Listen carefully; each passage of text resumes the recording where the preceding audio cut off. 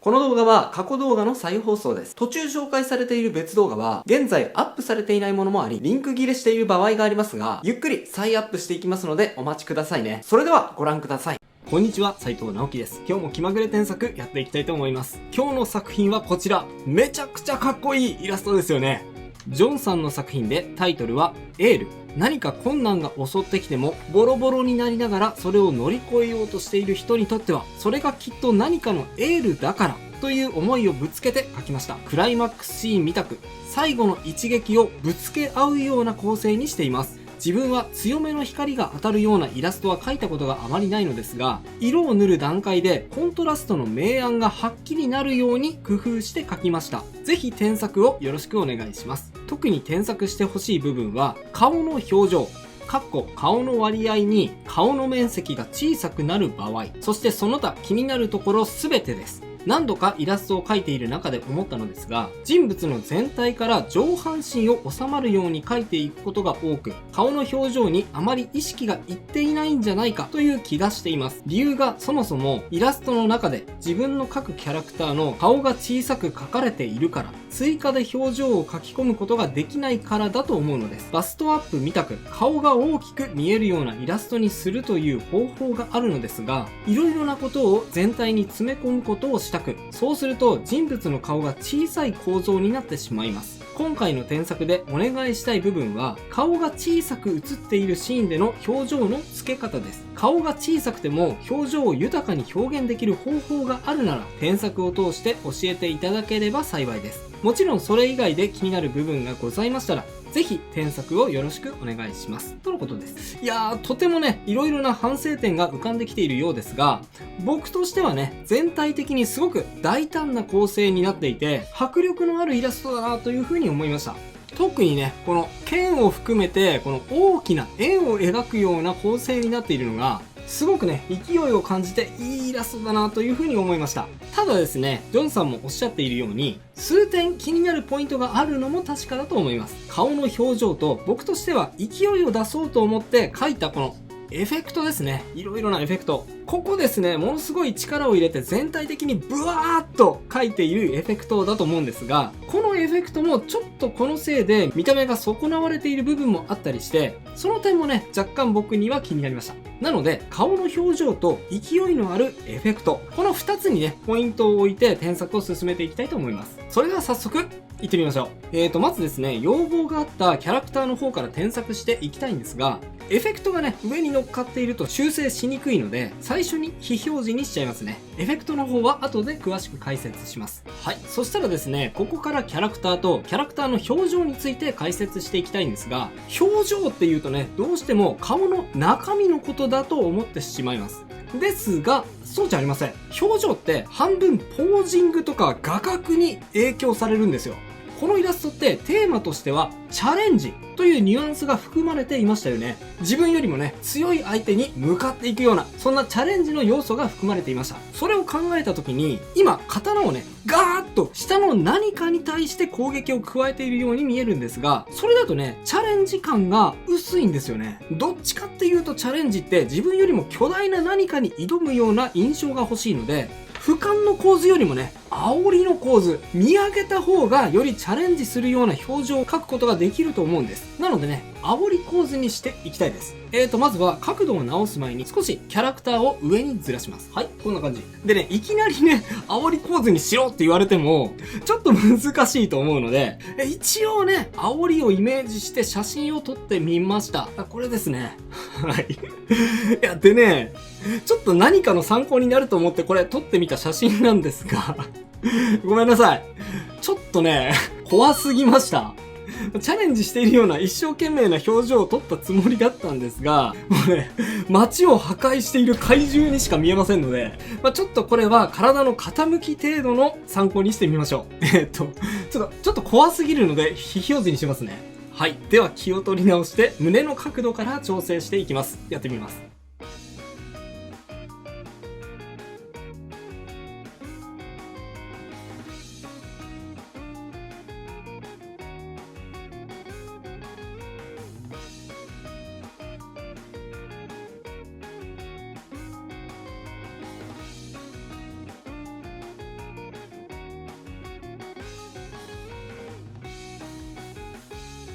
はい、まずは胸の角度を調整してみました。加えて腕がね、ずれちゃったので、腕の角度も調整します。こうですね。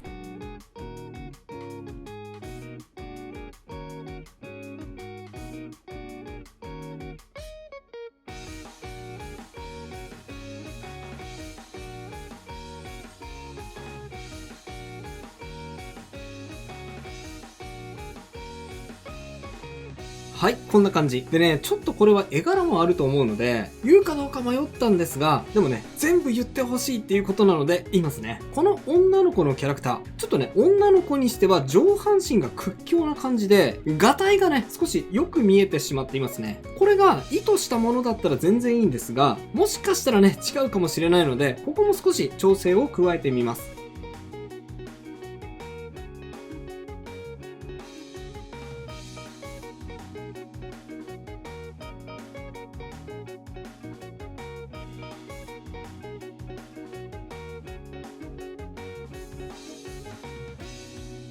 はい、こんな感じ。意外とね、こういう大きさのバランスって自分では気づきにくい部分なので、人から言われてみないとわからない部分です。なので今回はあえて言ってみました。上半身を調整して下半身がずれてしまったので、自然につながるように調整しますね。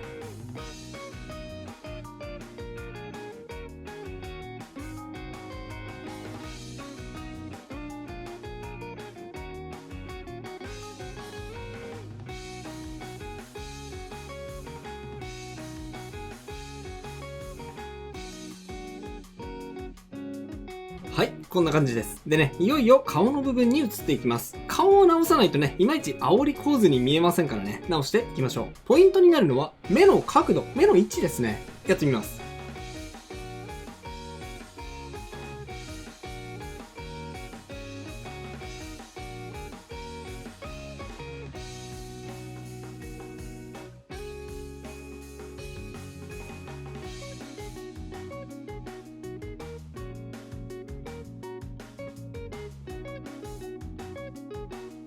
はい、目の傾きを調整しました。目の傾きとね、あとポイントは目線ですね。今までは眼球が下を向いていましたが、煽り構図に見えるように目線を上げて、ややね、三白眼気味に調整しました。上を見ることでも煽りであることが強調できますね。でね、口がずれてしまったので、口も調整します。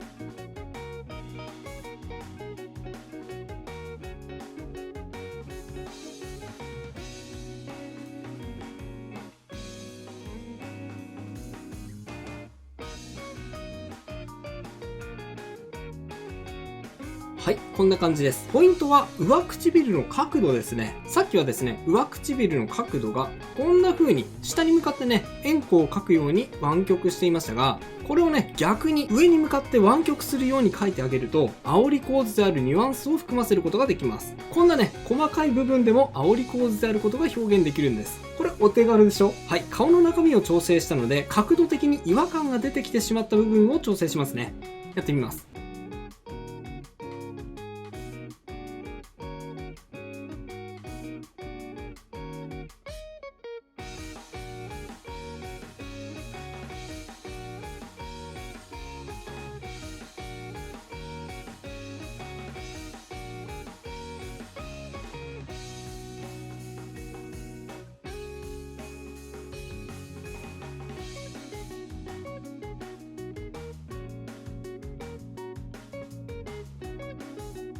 はい、こんな感じですね。顔の形の調整は以上ですね。あとですね、さらに迫力を増したい時には、陰影のコントラストを上げるという手もあると思います。ジョンさんのコメントではね、コントラストをなるべくつけたとおっしゃっているんですが、これはですね、意外な落とし穴だと思うんです。ジョンさんは、このね、最初の段階を見ていただくとわかると思うんですが、ジョンさんはですね、最後、画面全体にかけるエフェクトで、陰影の調整を頑張っていたと思うんです。この辺ね、すごくエフェクトがかかって明るくなっているのがわかると思います。このやり方はですね、非常に効果的ではあるんですが、最後の隠し味程度にしておいた方がいいんですね。そうじゃないと逆にコントラストが弱くなってしまいがちなんです。理想的なのはしっかりとキャラクター自体に陰影をはっきりさせてコントラストを強めてあげることです。例えばこんな風に。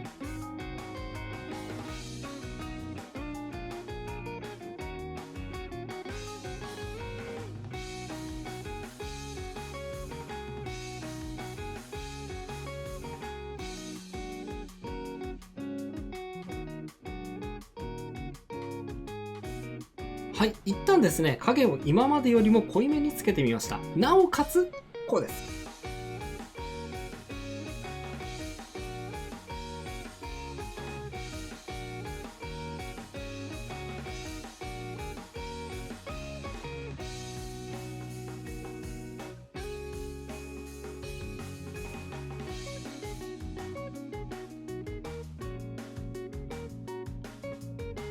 はい、剣が相手にぶつかって火花が散っているその赤い光を全体にふわっとしたエフェクトでかけるのではなくて、キャラクターに直接書き込んであげましょう。そうした方が陰影がはっきりしてより迫力が生まれます。全体にね、ふわっとエフェクトをかけてしまったら迫力がちょっと減っちゃったなっていう時には、こういうところに原因がありますので、ぜひ覚えておいてください。次にキャラ以外の部分、背景の部分を調整していきますね。背景もですね、今ちょっと優しくて淡い感じの色合いになってしまっているので、もう少し攻撃的な赤に調整してみましょう。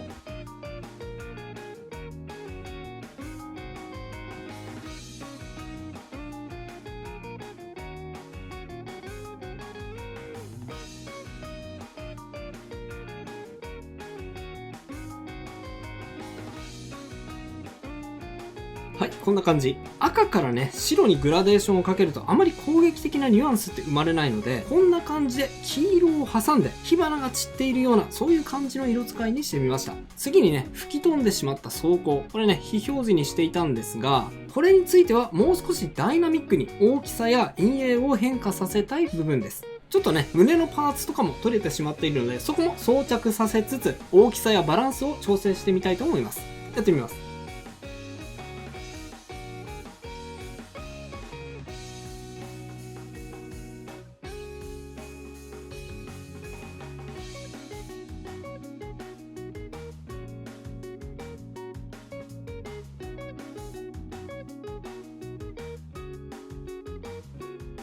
はい、こんな感じ。かなりね、大きく調整して、そんなので大丈夫かよって思うかもしれませんが、これでいいんです。次に奥の破片も大きさと位置を調整しますね。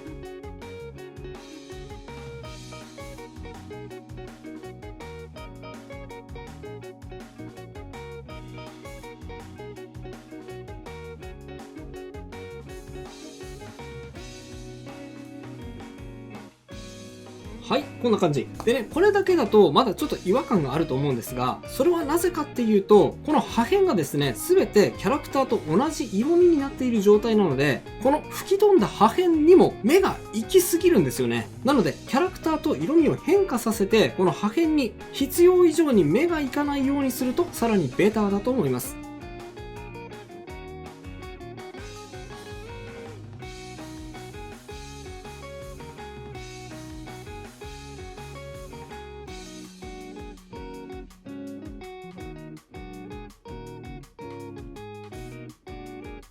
はい、手前の装甲の色を暗く落として、より画面手前に来ているように見せました。次に奥の破片ですね。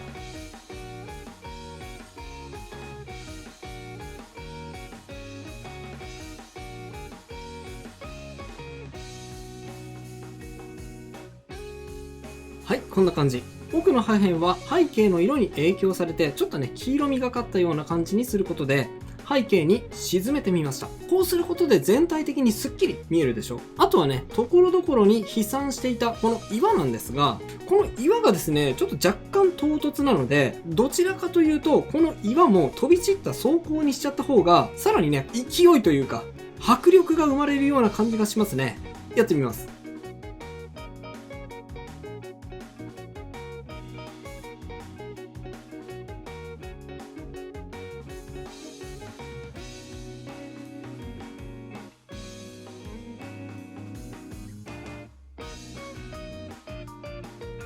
はい、こんな感じです。結構ね、今の装甲の破片の調整を見て、勘が鋭い人は気づいたと思うんです。これからエフェクトの調整をしていこうと思っているんですが、今の装甲の部分も若干エフェクトといえばエフェクトの一部ですから、考え方的にはね、エフェクトと一緒なんですね。ここで一旦ですね、最初の状態と見比べてみましょう。はい、こんな感じなんですが、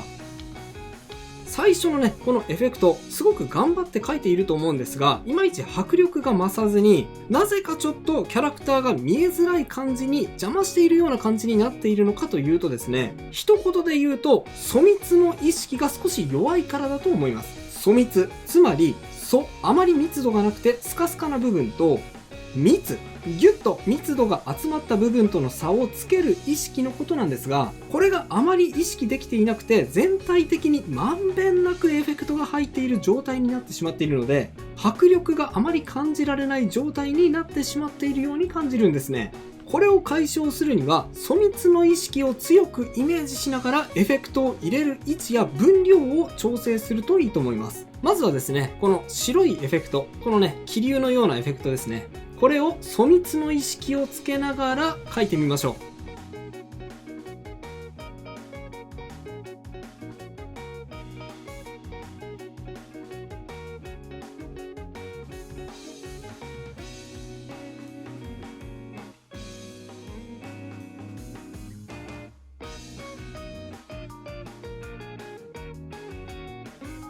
はい、こんな感じ。画面の真ん中はキャラクターがいるので、あまりそこにはエフェクトで邪魔したくありません。なので、真ん中の部分は粗にして、逆にキャラクターがいない端っこの部分は密にする。こうすることで、絵は見やすくなるんだけど、迫力があるようなエフェクト効果を十分に発揮することができるんです。それと添削前はですね、この白の上にピンク色で乗せているような、こういうね、エフェクト効果を付け足していたんですが、これもね、ちょっとエフェクトがぼんやりしてしまう原因になっていたので、白いエフェクトの手前じゃなくて、奥側の方に鮮やかさを追加して、迫力を損ねないように工夫してみましょう。こうです。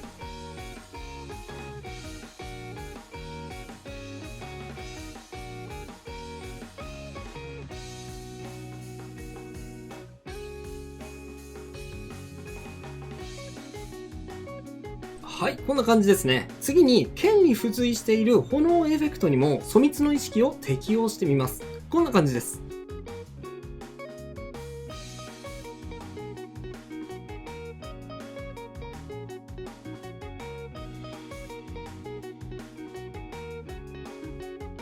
はい、剣のね、手前側を密に、そして手元に行くに従って粗にしてみました。この方が剣先のスピードが上がって見えますよね。そして添削前はですね、この全体的に白いエフェクトがかかっていたので、ここにね、ちょっとこう波動のようなものが見えていたんですね。このエネルギーのぶつかり合いみたいなのが消えてしまったので、これをね、細い線によって追加していきたいと思います。こんな風に。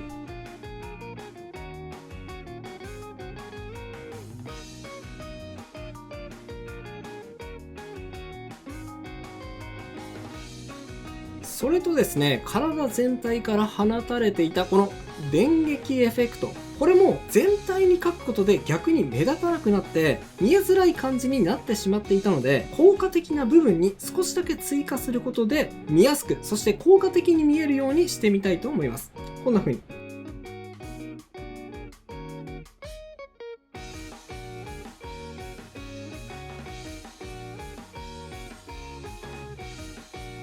はい、こんな感じ。今回の添削は以上となります。並べて見比べていってみましょう。右がビフォー、左がアフターです。こんな風に変化しました。いかがでしょうか？結構ね、背景の色がぐぐっと引き締まったことで、すごく見やすくて迫力があるイラストになったのではないでしょうか。今回の添削はね、ちょっと盛りだくさんだったんですが、顔の表情、そして全体的な迫力を増すためのエフェクトの描き方について解説しました。まず最初に顔の表情なんですが、表情は意外とポージングに影響されます。表情に違和感がある時には、ポージングもちょっと違和感がないかなという風に見直してみることで、意外と解決する部分があると思います。あとね、ジョンさんが初めに気にしていた顔の小ささから表情が描けていないように感じるのではないかということなんですが、これに関してはね、特に心配いりません。なぜかというと、顔って割とこのぐらい小さくても人間はもともと顔に一番興味があるので、自然と顔に目がいっちゃうからです。この状態でよく描き込んであげれば、十分に表情に注目が集まるイラストになるので、気にせずに顔、満足いくまで描き込んでみてください。でね、次にエフェクトですね。エフェクトに迫力を持たせるためには、全体的にまんべんなく描くのではなくて、書くところと書かないところ、結構ね、はっきりと差をつけること、粗密の意識を強く持ちながら書いた方が迫力が生まれ、なおかつ見やすい画面になることが多いです。特にね、粗密ってね、結構言葉としてはみんな知っている概念ですから、言葉を知っていることで自分はもうすでにできているっていう風にね、勘違いしてしまうことが多いんですけど、意外とね、できているって思っていたのにできていないことの方が多いですから、自分はね、果たして粗密をうまくコントロールできてるのかなって自分を疑ってみることで、それだけでもね、レベルアップにつながるきっかけになると思います。ぜひぜひ参考にしてみてくださいね。それと今回はポージングについて軽く触れましたが、ポージングってね、苦手なんだよな。どうやったらポージング上達するのっていう人も多いと思うんです。そんな時にはこれをやれば、なんと3日でポージングが上手くなっちゃう。超有料級イラストが3日で上達する方法がおすすめです。興味がある方はこちらも合わせてチェックしてみてくださいね。それでは最後にあのコーナー、気まぐれじゃんけんのコーナーです。いきますよ。準備はいいですか？気まぐれじゃんけんじゃんけんポン。それではまた次回の動画でお会いしましょう。バイバイ。ということで再放送をお届けしました。いかがだったでしょうか？新チャンネルのチャンネル登録と高評価もよろしくお願いします。